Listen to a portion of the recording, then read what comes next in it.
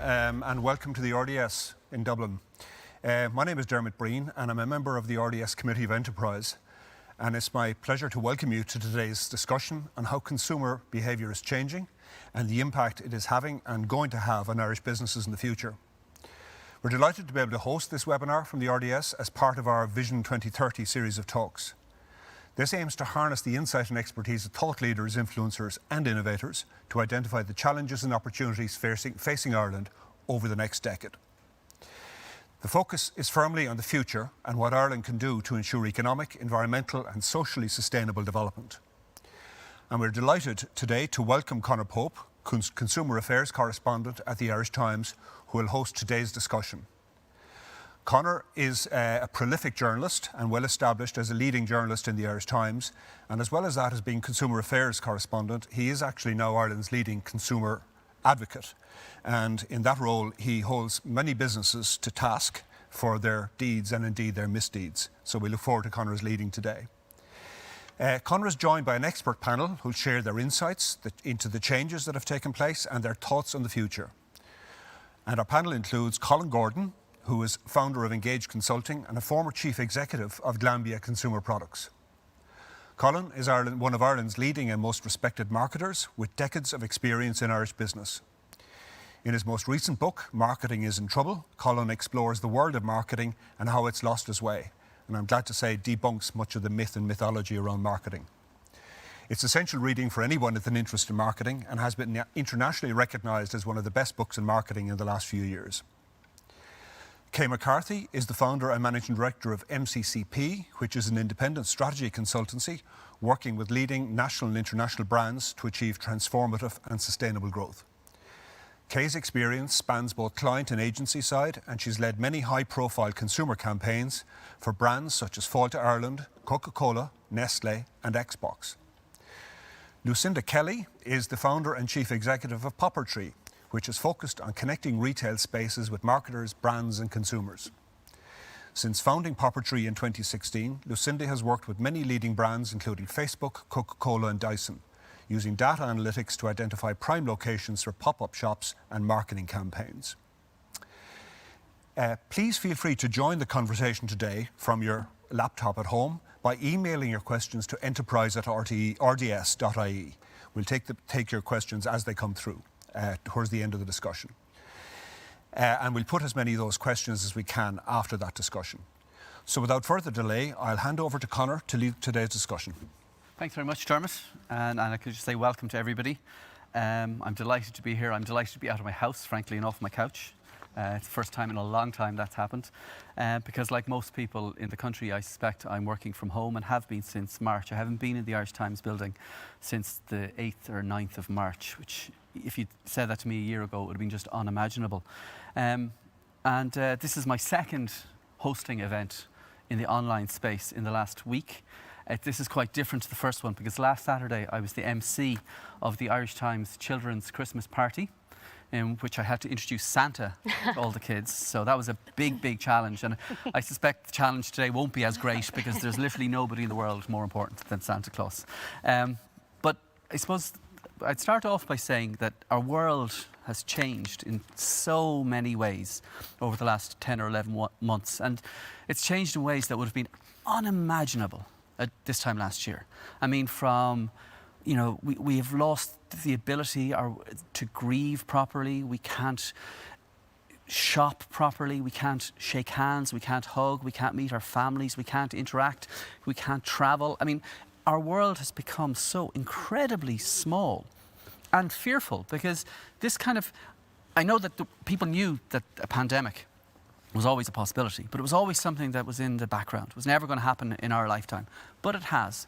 And the manner in which our consumer world has changed has just been profound.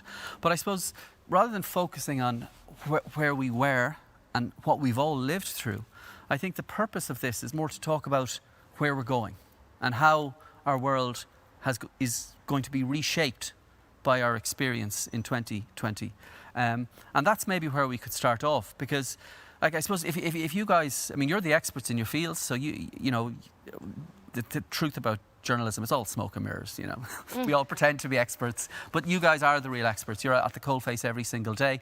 So maybe, like, in what are the big ways in which the world of consumerism has changed over the last 10 or 11 months? I'll put that to you first, Kay, maybe.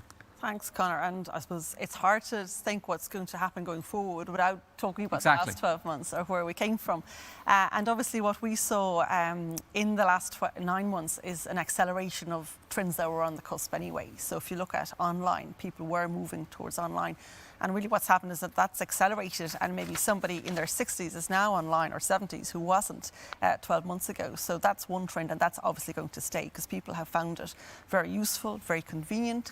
Another big one is that people, you know, sustainability was very important, and it was kind of a belief and a value set, particularly for younger cohorts, maybe that 18 to 24-year-old or that Generation Z that we might call them. So that's also ramped up because people are more conscious. They've had more time to reflect. The home as a hub has been a concept. So we've been at home, trapped, thinking about what we're going to cook. A lot of those short-term behaviours like cooking, you know, banana bread won't stay, right? But I think online will stay, for example. And people are a lot more conscious of what they're eating and drinking and the sustainability around it. But a lot of people are just dying. You know, we talk to consumers every day, practically. I was sitting through groups last night, and people are just dying to get back to normality at this point. So yes, people want to get back into shops. Yes, people want to get back into pubs, back into social means again. So I think that's there's a lot of pent-up demand for those. So some of the same will come back again for sure. And is that interaction that we all crave with other human beings, will the online concept replace that to a degree? I mean, will people be interacting less if they're shopping online, do you reckon, Colin? Well, one of the themes that I try and unpick, I guess, in the book I've recently published is the issue of coping. All of marketing, all of consumer spending, all of consumer behaviour is in some way shaped by how they are coping with the environment around them. Up to now, it's been coping with personal finances, the number of hours in the day, managing childcare, getting back and forth, you know, how do I fit my holidays in? It's been relatively, if you want to call it, neutral coping. Obviously, the pandemic has changed everything, but people are still just trying to cope, and the pandemic has forced people to cope in a way that they never would have managed before.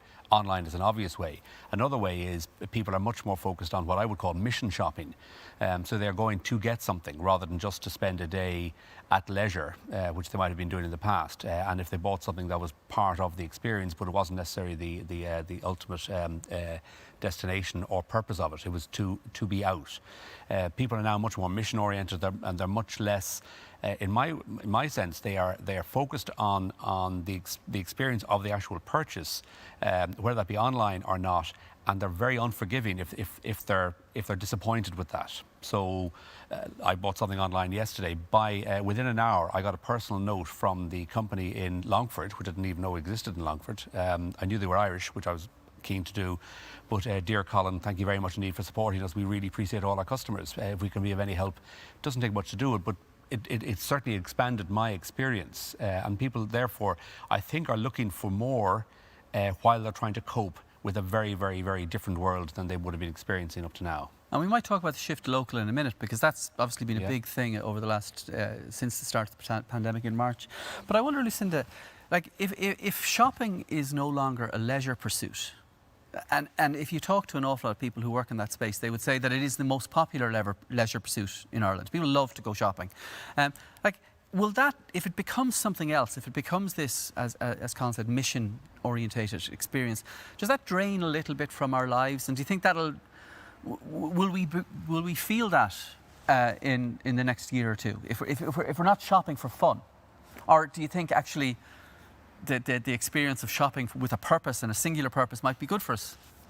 So I think shopping will always continue. I think what we've recognised over COVID is that more people are shopping or purchasing online. And what we have when we do that is a very unemotional experience. And it's important for brands and retailers to create the emotional experience in that offline world. So what I know it's happened to me and friends and everybody is we're dying to get out, and we're social animals and we will get out. So shopping offline or online will continue. But it's about what is the place of that physical asset or the bricks and mortar in that mix. And for what I believe is that place is about creating that experience. So you have intent to go into city centre, but you want to go in and remember something and have something that's emotional, and you can build a relationship with the brand, because you're going to do your online shopping. The online retailer is going to try and get you to go from A to B as quickly as possible, and I will want to get out of the house, but the reason I want to get out of the house is to have something that's going to be memorable and an experience. It's funny you should say that, because for years I've been writing in the Irish Times about the death of retail. And not cheerleading that by any means, like mourning the fact that an awful lot of the local retailers that all of us might have grown up with are going by the wayside, because they simply can't face the competition that's presented with the big multinationals, the online players, Amazon, eBay, ASOS, whatever it might be. And the only silver bullet the retailer had up until March the 1st, 2020, was the experiential thing.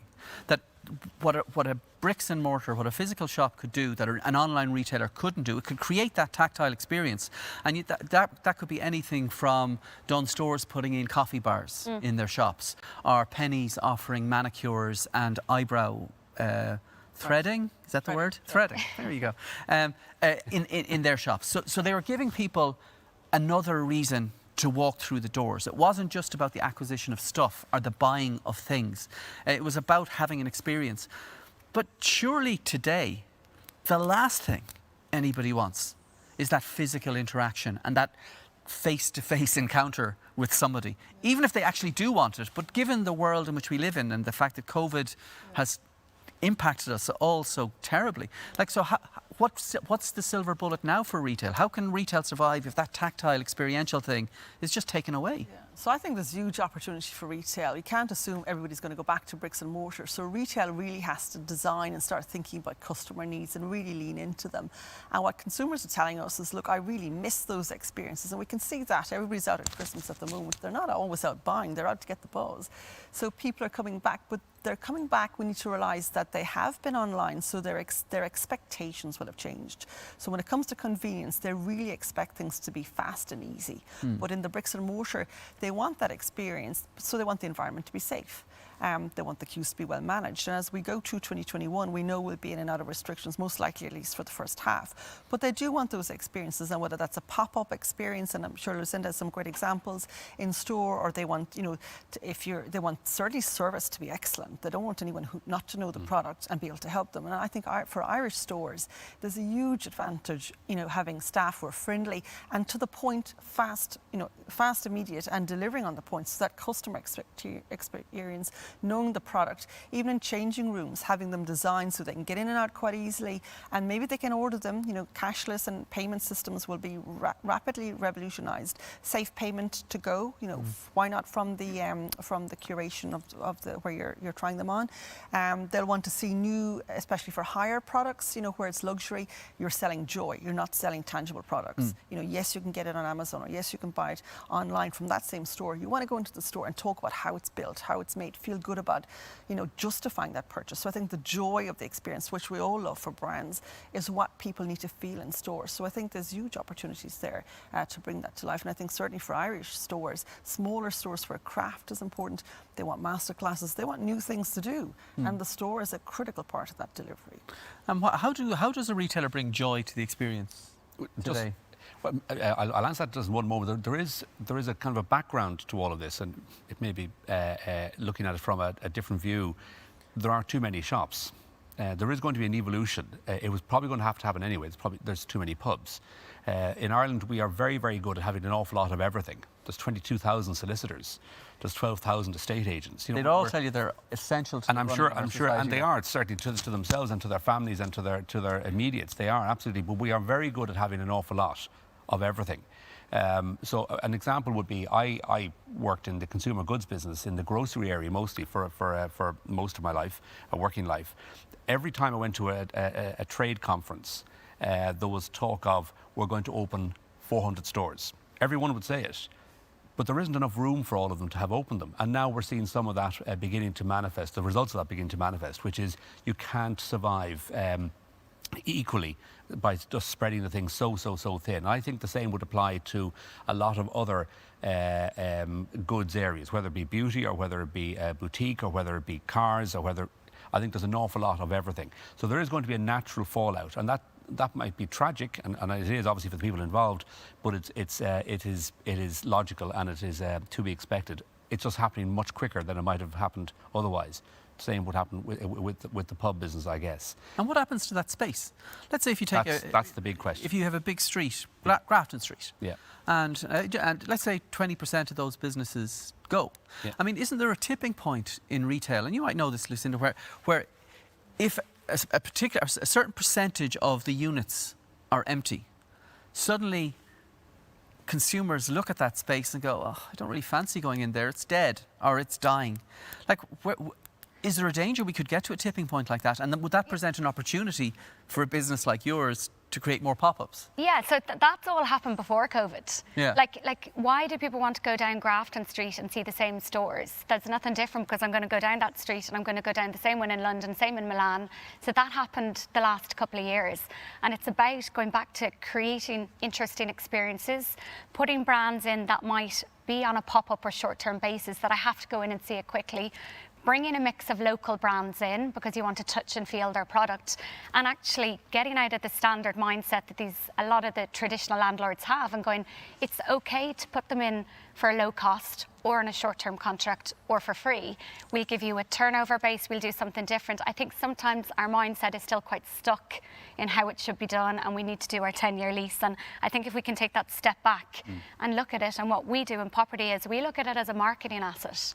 It's just like a digital billboard, and you need data to track how it's evolving and what's happening. And I think for me anyway, that is the future of what we need in the physical retail and the place in the marketing mix. And do you think landlords, as a subset, realise that? Do you think people in that industry recognise the fact that the world has changed profoundly? And it's not going to be the same next year? I think generally, to generalise it, the landlords feel it when they feel the pain. So when we had the depression or the recession before, pop-ups were popular, and they were like, let's do pop-ups. And they're popular again now because of this, but let's not just look at it as a short-term fix until things get better. This is something to stay. So I think we just need to get into their minds that there's value in this, and the value isn't just in what the value of that asset is, it's in the bigger value of that street and why we're bringing people out and about into the physical world. But also, Conor, we need to reimagine what the high street should be. We think it should be exactly as we're talking, that what Lucinda's saying about whether it's the same profile as London or New York or Milan or wherever. Why can't there be residents? Why can't there be experiences? Why can't there be entertainment facilities on the same real estate? It doesn't have to be each well-known international brand of clothing, one after the other, all the way down Grafton Street or whatever other street it might be. There is an asset there. It is real estate. So a lot of town centres in the centre of Ireland were residences as well as shops down below. That's largely gone. If you drive down, for instance, I'm always struck, if you drive down Leeson Street and look up one story, it's derelict above the shopping area. There's no reason for that to be the case. Landlords or the real estate owners need to reimagine what that property is meant to be doing for them. And it doesn't have to be the big international boutique or fashion company, one after the other. Yeah, I think that's the thing, because we're quite fixed in, this is a house where I live and this is a shop where I go and shop. But again, taking that step back to Colin's point, it's about reimagining retail, and it's about, we've got lots of vacant spaces, whether it's industrial or whether it's retail, and it's about reusing them. And it doesn't necessarily have to be a channel, this is for shopping or similar. Like, what's the one, I think in the States it was one of the major retailers, Sears or one of those, and they have all these vacant, large, the size of like the Debenhams or the House of Frasers, and the likes of, I think in Amazon, are going in and using them as distribution hubs. Or it could be somebody like Deliveroo looking at dark kitchens. So it's actually trying to take that step back. Yeah. I think there's an opportunity, though, in reimagining the city to look at what people want, and as part of that, people are the heart of everything. That's the wallet is in them, and I think the city centre needs to be thriving, not dead. So it's what can make it socially thriving. So the social conscious, and we were talking earlier about that Generation Y, those younger consumers who are really they don't want to own lots of stuff. They want to experience it. So it's back to experiences, and I think there was some good examples, pop-ups as well, obviously, during COVID. Actually, if you looked at Cork, some of the streetscapes there, beautiful outdoor dining and entertainment. Yet City Council restrictions is very restrictive for Dublin City pubs, etc. So, in making cities the pulse of a place that has theatre, culture, art, and social vibrancy coexisting with retail and living, of course, that is what cities are about. Not dangerous, dark places where are too expensive to park, hard to get a space, and you just want to get in and out. So I think absolutely. Well, the living, breathing city that you've described there, like that's Madrid, that's Barcelona, that's Berlin. That's how those cities were built over generations. Like, can we realistically get to that point in Ireland? I mean, we'd all, as you say, you make a really good point, Colin. We say Leeson Street, like gorgeous potential apartments, high ceilinged, sash windows, all lying empty because either the rent is too dear for businesses, and it's certainly they're not equipped or adequate for families. But similarly, the town centres aren't adequate for families. I mean, in Dublin city centre, for instance, and I know this well, there's one playground, really. There's the Stephen's Green playground, and that's it. So the idea that you'd have suddenly hundreds, if not thousands, of families living around Dublin city centre when there's nothing for them to do. And the other difficulty that's impossible to get around is the fact that you mentioned outdoor dining in Cork. And outdoor dining is a lovely idea, but not in the middle of December when it's lashing rain and it's freezing cold. Because ultimately we live in Ireland. Yeah, but in November they did a pretty good job just on level 3 at the cusp. I was in and there was beautiful heating systems, and the pub, the atmosphere felt great outside. So I think in reimagining we have to be a lot more innovative about what's possible. And who does that? Who does the reimagining? Is it all of us? Should we have a future czar? Somebody who would be charged with making our world better? Well, we've preoccupied ourselves in Ireland for the last, 20 years in trying to fix the economy. We've never really stood back and tried to fix, society and what sort of country we want to live in. But there's a very good example. There's a quote I heard the other day, which is from virologists or epidemiologists, who said, if you live through one pandemic, you've lived through one pandemic. They don't come very often. The last big one that hit France before the First World War and the Spanish flu was the cholera epidemic, which reimagined Paris. So Haussmann was given charge by, I think it's Napoleon, to just reorganise Paris. And all of the streets and boulevards and all of the green spaces that were developed in Paris are only about 150 or so years old, because they were designed to cope with a future pandemic, which is give me green spaces, move the houses apart, don't have everyone on top of each other. So we should be using this opportunity to reimagine what our cities, how we dine, how we entertain, how we socialise. We have a really good opportunity to do it. It does mean that it's joined up thinking. So whether it's a future czar or a social czar or something, I don't know, but we do need joined up thinking. So the local authorities have to be thinking the same way as the shopkeepers, as the real estate owners, as the shoppers, to get everything into one direction. So there's an opportunity there to make, as the phrase goes, never waste a good crisis. There's an opportunity to make our world better. Do you think we'll take that opportunity, Lucinda? Like, I know you can't know for sure because you don't have a crystal ball. No, I do, and I think I've always heard that, and just the way you explain it, that innovation really grows after a crisis. And I think to your earlier question, I think there's some amazing startups out there, and they're the ones that really drive innovation, and we need to try and support them as best as possible. And then from the top up with government, and there are smart cities projects. The only thing with some of them is they can be limited with innovation because they're part of a bigger structure, and that always sort of stifles innovation. So I think it's a combination of ground up. Let's try and support those startups with what they're doing. And when I say startups, let the smaller businesses try and help us evolve the retail, and then the Smart Cities project, and include where we're going with retail as well, or with the physical world. It's funny you should say it, because you talk about the reimagining of the city. And this morning, I live in Dublin 7, so I was travelling across the city. And I initially decided to drive, and that wasn't a success because traffic was mental. So I left the car. I didn't abandon it, but I left the car, and I got one of the city bikes, which are relatively new in Dublin. And I cycled from Smithfield to the RDS.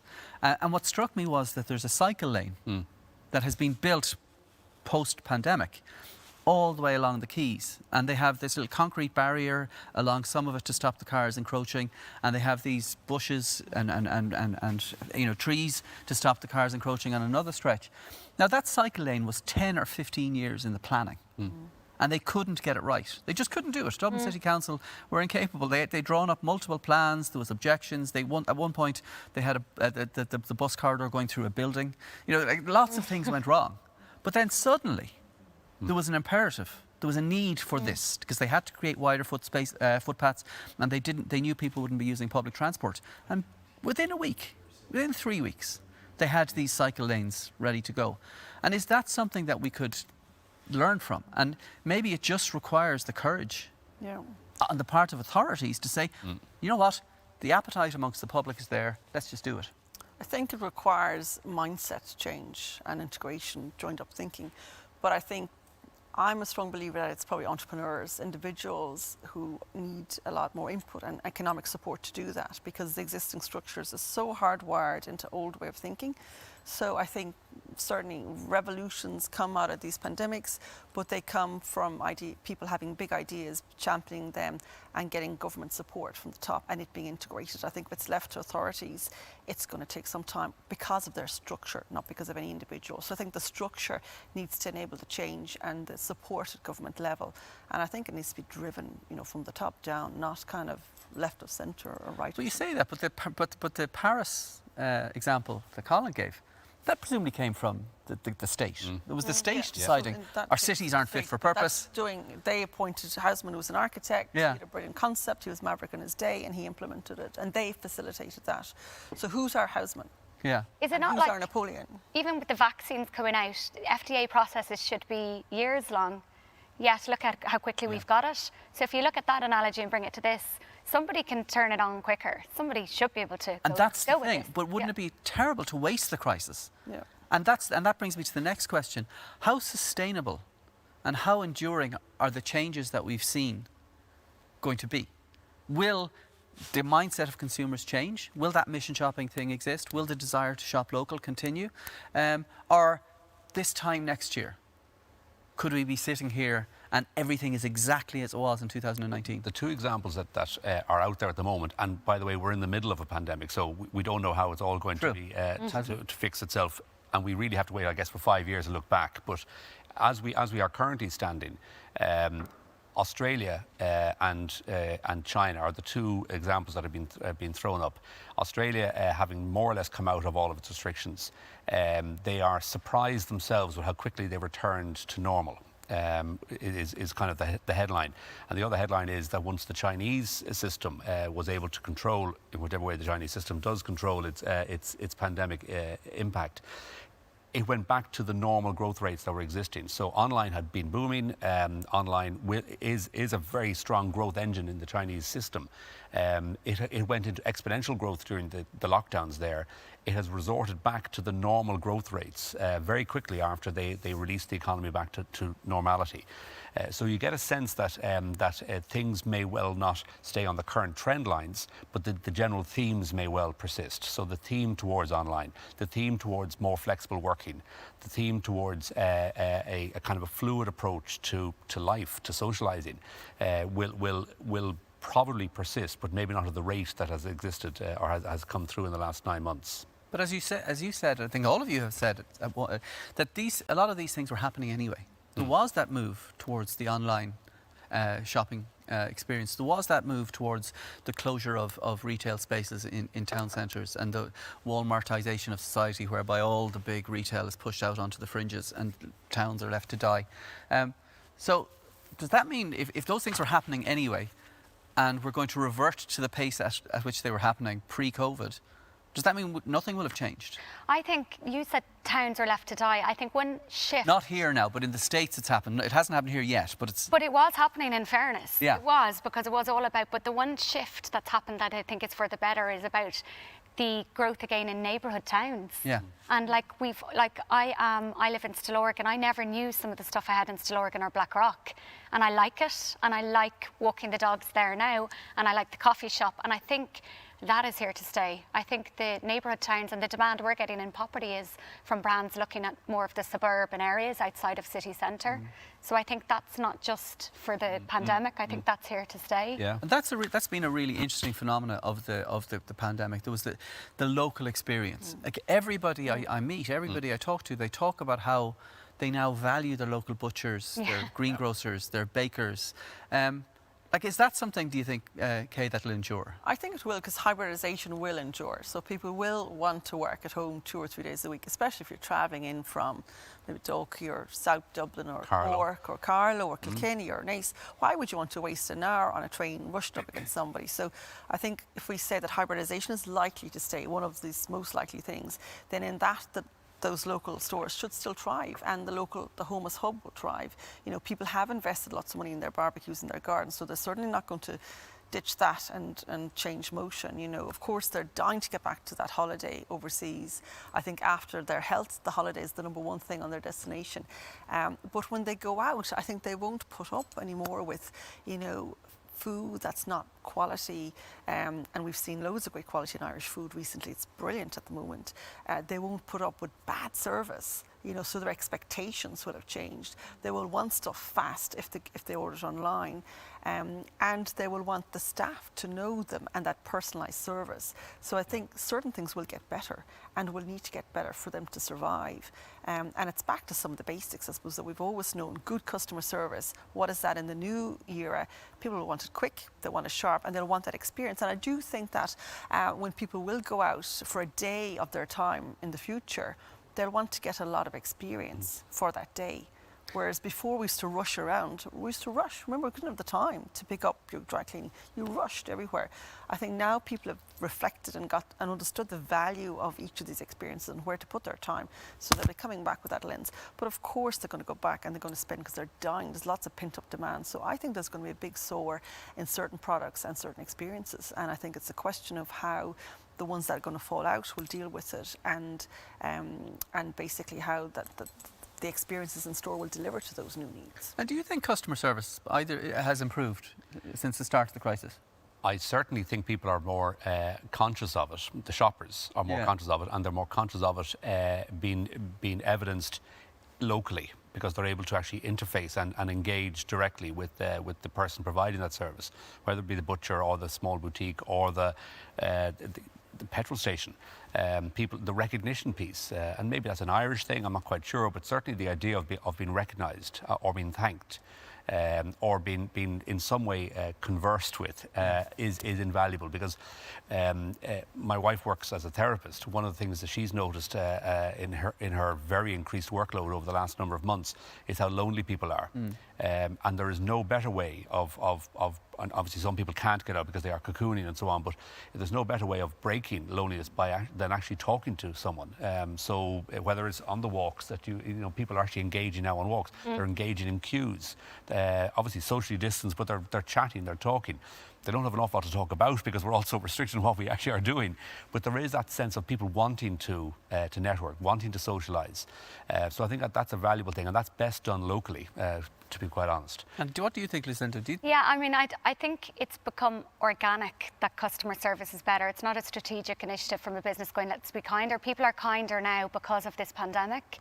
I'm just finding it when I'm dealing with people are sort of a little bit more natural, not as sharp, whether you're in the physical retail or whether it's the Zoom call or whatever. So I just think people are a bit nicer. I don't know what you think. Yeah, maybe. Well, I think an awful lot of people are. And then there's obviously a cohort who are probably a lot nastier. But is there? Yeah, I would agree. There are people who it brings out the worst in some people. Yeah. And I wouldn't like to... there's a certain cohort I'm thinking of, but I'll keep that thought to myself. Have a list. What? You have a list. But I think one of the reasons why is that... why people have become nicer, as you say, Lucinda, is that we all crave human contact and human interaction.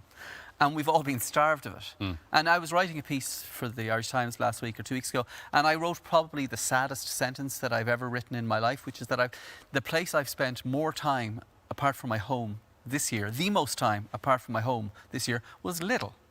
Like, Yeah. and no disrespect to Lidl. I'm quite fond of the German discounters. But when you think that, because there was nowhere else to go. No, Lidl was out.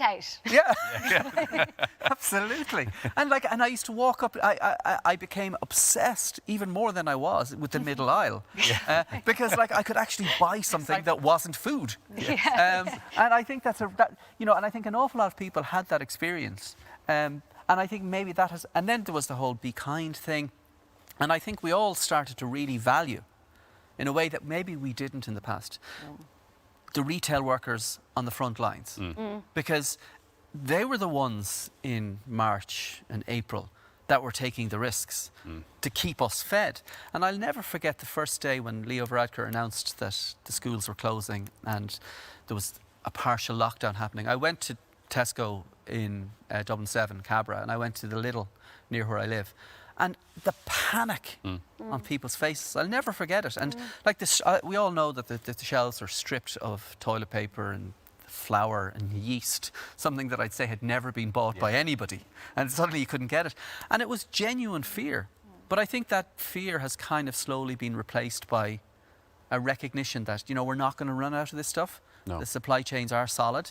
Yep. But we still need to be nice to the people who are serving us the food, because they were the ones who kept us going during the really tough times. But I think people will be impatient to those who aren't being good, who aren't giving a good experience. I think people will, in a kind of way, I was half joking about, do you have a list?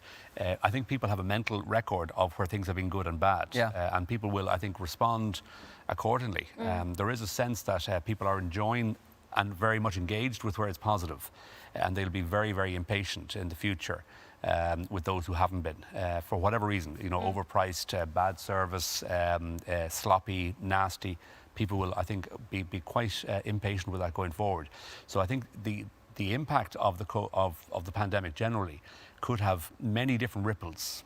So even if we had a vaccine in the morning, I think you'll find that things will happen because of good and bad behaviours. Some people will thrive, some people will not. And that's going to be very hard to predict, and we'll only be able to look back at that, and then we won't be quite sure how bad was bad and how good was good. But I think that is a trend that's going to come through. People will remember, and they're talking about it. And sorry for cutting across there, but we've talked about the local thing a lot, and people rediscovering their local butchers and stuff. But the other thing is how an awful lot of these retailers, the local retailers, moved online. Now, I talked to a toy shop owner, a chain of toy shops in Munster, and he told me that they reckoned they were maybe 6 or 7 years ahead of where they thought they'd be, because they had no choice but to move fast. And do you think local, small and independent retailers in Ireland have really emerged stronger from this because they've been able to go online? I think the ones who did. I saw Fives and Scribes in Cork went online. They did craft classes. You can buy all their stuff online. I said they did really well because there's a big demand on things to do. And if you look at local boutiques and shops in the high street, in Dublin as well, in the suburbs, the ones who did click and collect did well. But then some were closed, and I would say they probably have gone backwards, unfortunately, and now hold stocks of clothes that are out of season. So I think the ones who grasped it early sort of became customer centric, did even click and collect or showcasing, and really try to help people, because at that point they were helping people getting clothes, really did well. And as we said, will be remembered for it as well, and will have that loyalty. But others who didn't, and again weren't able to do it or didn't, will become laggards. And like in any marketing curve, you have the early adopters, the big middle rift, and then the laggards. The laggards may be those who don't make it, unfortunately. What do you reckon, Colin? Well, I think it's also interesting how many different things are converging. So we haven't mentioned the B word so far, the Brexit word. Oh, I was hoping we'd get through the whole hour without talking about it. I know we can't. The reason I mentioned it is because exactly as Kay is talking about in terms of the online development of people moving quite quickly towards it or not, and where local is. So people have only begun to realise in the last, I guess, fortnight at latest, that Amazon.co.uk will suddenly become an awful lot less attractive on the 1st of January, regardless of any deal. And people are now beginning to, if you go on to Google search, people are now searching, can you get co.de for Germany, or FR for France, or IT? So people are now looking, can I get Amazon, but not necessarily. So if local, there isn't an issue of import taxes or delivery charges. Forget about being members of Amazon Prime, because that won't matter anymore when co.uk is gone. Can I just say, so by the local way, would become really important. and I want to pat myself on the back here, because I've been writing about the Amazon.co.uk thing in the post-Brexit world for 4 years. Absolutely. And I've kept saying to people, listen, guys, we're screwed. Wake up There's here. going to be no Amazon.co.uk. Yeah. And by the way, you can shop on Amazon.de.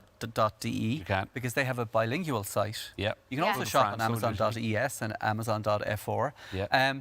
And if you Or you can buy local. Or you can buy local. And that's one the of the point. things that we did in the Irish Times a couple of weeks back, just at the start of the second lockdown. We put together a list of Irish retailers Oh, yeah. where you could shop in the run-up to Christmas. And I started with 100. And then it was 200, and then it was 400. And I could have had 1,000. Yeah. And it really took me by surprise, the desire amongst people to shop local. Yeah. And I think, is that one of the explanations I have, and maybe you have a view on this, Lucinda, is that in the face of the pandemic, when there was nothing we could do, we could wash our hands and we could wear the mask, socially distance, but we couldn't fight this invisible virus. But what we could do to support our communities was to give our local shops, restaurants, cafes, money. We could shop with them. And I think, isn't that what we did? And that was an indication to me that consumer spending became an act of social solidarity rather than just the acquisition of stuff. So that article that you're talking about, like, that was shared loads, because it came into me on WhatsApp and stuff like that, and people do really want to support local. And there's definitely an anti-Amazon camp as well. It's like, let's not support Amazon and support local. So I think, again, it's going back to our being social beings, wanting to support these companies. And like, even I think, you know, that Facebook group Shop in Ireland, there's all these small retailers putting up their business, a couple of lines on, a couple of pictures, and the support and the likes is massive.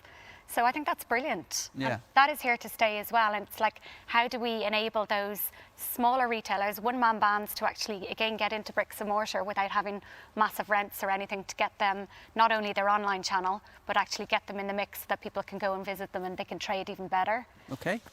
I've got loads of questions that have come in, and I might just ask some of them so that it's not just me asking the questions.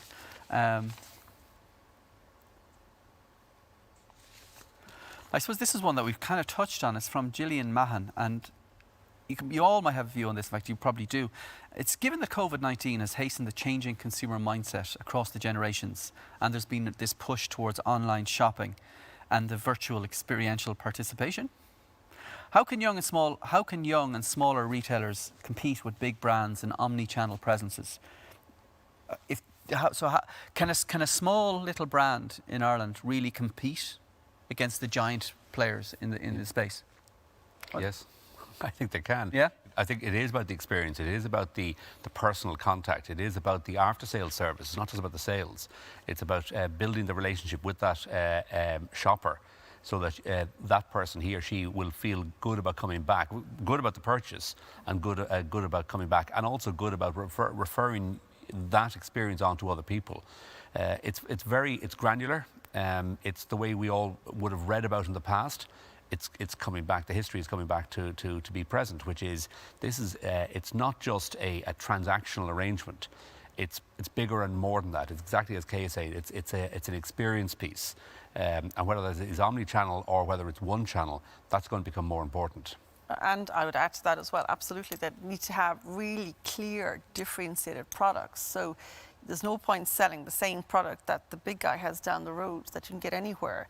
And I think, and we have seen lovely Irish products come through, again, featured in your column, and the Late did a feature on them, you know, local, you know. So it has to be something special that you'll pay a little bit more for, because I think you will need to charge a bit more. So what's that value proposition that you're offering that they can't get online or they can't get in the big place? And I do think people are supporting Irish for sure, as we said.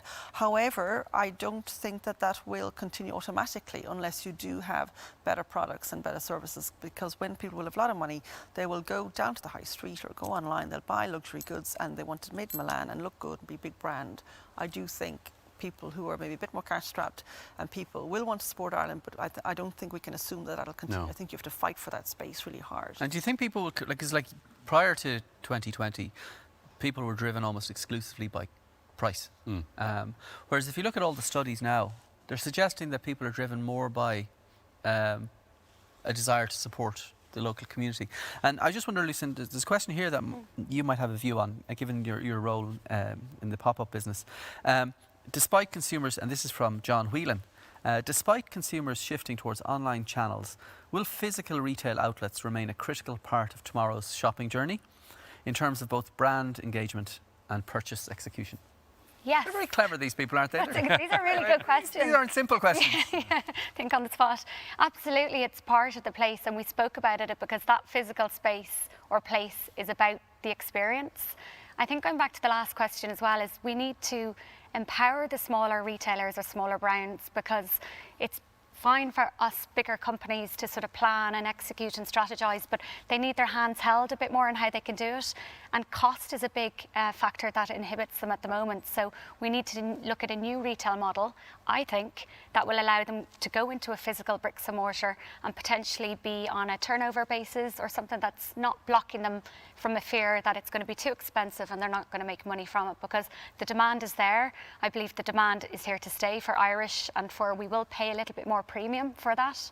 So, but I do think there are bodies, whether it's Popertee or others, that have to come up with new ways that we can allow them to have a physical presence to sell their product. And maybe doing partnerships with some of the big guys. I've seen some of the small boutiques going into the bigger department stores as a co-partnership because they're offering something to that big retailer. So I think it's about thinking big about your own small business and what really you're offering that consumer, and where is that consumer shopping, and how can you get a slice of that wallet and heart. And there's a conflict always, though, isn't there, between we like enduring businesses on our main streets. We like the fact that Weir's on Grafton Street has been there forever, or Arnott's on Henry Street, or I was going to say Moon's in Galway, but of course it's Brown Thomas. But we like those enduring shops, but we also like the fresh thing. How do you marry those two things, Lucinda? Because we like the old, like any time a shop closes, like Walton's, the music shop closed, and there was all this, oh, I miss Walton's, but you never shop there. Or Guineas or Cleary's. Like, we're sad when they go. I was only talking to my dad last night. My dad had a store called FX Kelly on Grafton Street, which you might remember, and that was it reminds me a bit of the whole Selfridges and Mr. Selfridge, and why he did so well is he was the first adopter of creating an experience. And you go back to Weir's and that family, and they're creating an amazing traditional experience.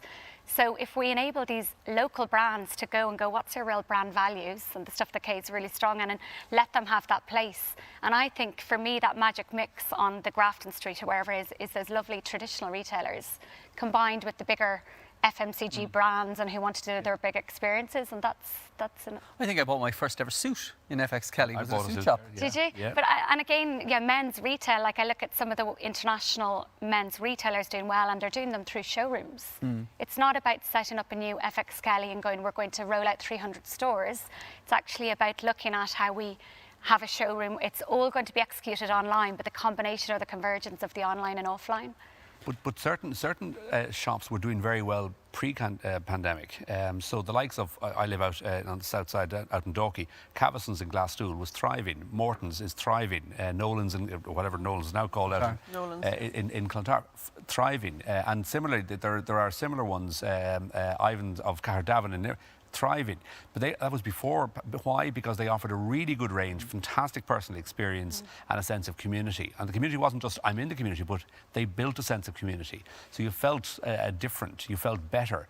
And I think when I first started working in the grocery trade as a supplier, there was a sense of theatre when you went into some of the bigger stores. So there's always sausages being cooked and coffees being sampled and breads being baked and try this and why about that, and special deal and big displays and promotions. And Christmas was an extraordinary amount of time where you could actually get fed for a day in there if you walked around, mince pies and Christmas cakes and try this soup, and that's all gone. And why is it gone? Because they just got into the price piece, exactly as you're talking about. And that idea of theatre, engaging, excitement is not unimportant when people are out there spending their hard-earned money. And it could be coming back? I think it is coming back. Yeah. And one for you, Kate, is this is, it's from, sorry. It's just, there's no name on this, but it's somebody who was watching. Is sustainable, see what they did there? Or is it just another trend that consumers say they want but are not willing to pay for? Will we or can we realistically expect accurate carbon labelling of products? So the second part might be slightly more complex to answer, but do you think people are genuine when they say they're interested in sustainability and environmentalism, or is it just something they say and then they'll go off and buy their fast fashions that I are might brought have in told from that China? about 5 years ago or 8 years ago, that it was just one of these notions people had, you know, Yeah. and it's a value set of a very specific cohort. But I think it's no longer that, and I think it's a segment of society that's going. And if you look into, so I think it's going to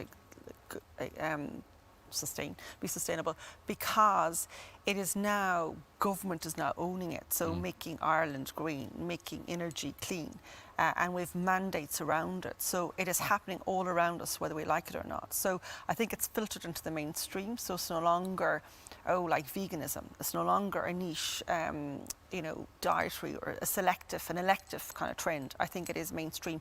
I think it will last, because now the cohort, who, remember as well, Conor, it's not Generation Xers, probably like me and some of us here. It's the Ys All and of us Zs. but Lucinda, I Yeah, suspect. maybe, yeah. It's the Ys and Zs, and now I drive an electric car, because I choose to be sustainable, and I do where I can. And I think during COVID, we've all gone through our home products to be sustainable, because it's costing less. We have to for the environment, so it's become more mainstream. I think companies that are making it easier for us to do it will. I don't think we'll pay more for it. That's the A point. bit like organic, people choose to be organic, but they don't want to pay for it. So I think it needs to be easy to do, not costing us more. And I think some people will be dragged, kicking and screaming through it for it to be done. For their But I think behaviours also to change. people need very clear communications on this. Yes, make it easy. So I think the fact that there is government mandates is very important. But it's not that long ago that we were all told diesel is very good. That's right. Yeah. So we have to be quite clear as to exactly what we're actually going and what is the long-term path, because people invested in diesel cars will be quite furious if they're told they're off. Well, sorry, they are being told they're gone. They won't be allowed on in not that long a period of time. So clear and easily understood communications is going to be critical about it. But I think it is sustainable. There's a lot of trends on Go the on. UK and here as well, and we've got access to them, that for refillers in the UK. So in 5 years' time, maybe not today, and you can do it today in Dublin, you can walk in and get your box refilled with products, flour included, and cereals. That's now going to become a thing in main supermarkets. So in your Lidl, that may become a thing in 2 years' time when it becomes mainstream. But it's a thing now, so it's going to grow. And also, cardboard boxing is a thing. It's very important. Plastic isn't all bad, but they're trying to make the plastic better. So it's happening all around us. So it pretty much is here to stay. Okay. Yep. And finally, one question that I'll put to all three of you, and I'll start with you, Lucinda. Are you optimistic that the world will be a better place once we've got through the pandemic? And do you think it'll have shaped us in a good way? Yeah, I do go back to, I think we're all more aware of ourselves. And I think from not even just consumers, but us as humans, we're just more aware of what's good and what's bad, and what we want to do and what we don't want to do, and what we don't want to deal with those bad people and just deal with the nice people. And I think that's here to stay. And I think our values are stronger around that as well. So I think it's a good thing. And when we look at the future of retail and what it might look like, it's just opening up, to Colin's point, when you have a pandemic, it's opening up more opportunities. We are in a lot of trouble globally with retail, but no matter what, it will evolve, and there's something good going to happen. Brilliant. Colin? Well, one of the points that I know Leo Varadkar was very keen to push out, both as Taoiseach and as Taoiseach, has been that there's 11 billion in saving and we need to start spending it. So I think there may well be a kind of a wave of spending coming through, whether it be people travelling abroad or having parties. Obviously allowing. What are they? Assuming that we, not a political party, but assuming that we have a safe health environment. So there will be a splurge. But I think some of the things we've been talking about here will stay with us and resonate for many, many years to come. I think the real learnings will only come at the next generation when we look back. I think the people who should be watched very carefully are the people in the early 20s, late teens, early 20s, about how they're behaving, because they've had probably the hardest time. All of their normal life has been removed, be it travel or networking or parties or the big kind of set piece occasions that they would have been experiencing and used to and expecting. So understanding where they're going to go, I think, will be a key indicator of what society will look like in the generation following. Or even as the radio ad said, they didn't even get the shift. That's it. And what about yourself? I suppose if you look back at 2007, as I did, come back from London and people were spending fairly fast and furious. Did those people remember that coming up to 2010? No. So I'm a bit more maybe cynical. I think if you split it down the line to behaviours and values, people's behaviours are going to change because they've had to and will, and that might change back. People's values don't change overnight. They take forever. They take a long time, and we have very short memories. So I would like them to change, but I think the values probably won't change as much as we would like to hope to. So that's 2-1 to an optimistic future then. Kay, you're the one. Brilliant. Well, listen, I think that's fantastic. And I think, guys, you've really enlightened me. And you've given me the ingredients for about 15 articles for the Irish Times in the weeks ahead. So I'm really, really glad about that. And I hope the people out there watching from their couches or wherever enjoyed the conversation. I know I did. Anyway, I'm going to hand you back over to Dermot Breen. And he's just got a couple of closing words. So thanks very much for watching. And thanks a lot, guys. Thank you. Thank you very much. Thanks indeed, Conor, and thank you to the panel for an absolutely great discussion, real learnings. A few of the things that struck me out of it, just a few of the key messages, is that for business and enterprise, the key thing is, as ever, is to know your customer, understand their expectations, know what they want from you, to listen, respond and adapt. The other lesson that's coming through is about the need to reimagine, continue to reimagine our cities and urban spaces and our shopping environments. And a lot has been changed during the pandemic, but there's a lot more to gain there. And the other learnings from the pandemic are the sense of community that it has generated. We've reinvented or rediscovered our sense of community, and it's about shopping local and the great debate of all online or physical shopping, the big debate. I think we've a lot of lessons learned from this. I think, as Colin says, in time, we'll be able to look back in 2 to 3 years' time and see how real these changes were and how sustainable they were. But there's no doubt about it, there's changes, but a very valuable and very useful discussion. Thank you all very much. We are going to continue our Vision 2030 series into 2021. And our next seminar, a webinar, is going to be on Tuesday, the 26th of January, when Anne Herity is going to join us. Anne is the founder and chief executive of CPL Resources, and she'll be sharing her thoughts on the world, her business, and the future of business and the future of human resource management. And we greatly look forward to that, so please join us. In the meantime, please also join the RDS through the YouTube platform, where reruns of this webinar discussion can be seen over time. So please access that. So a final thank you to all our panel, and to wish you and everybody a happy Christmas and, of course, a very prosperous and changed 2021. Thank you very much.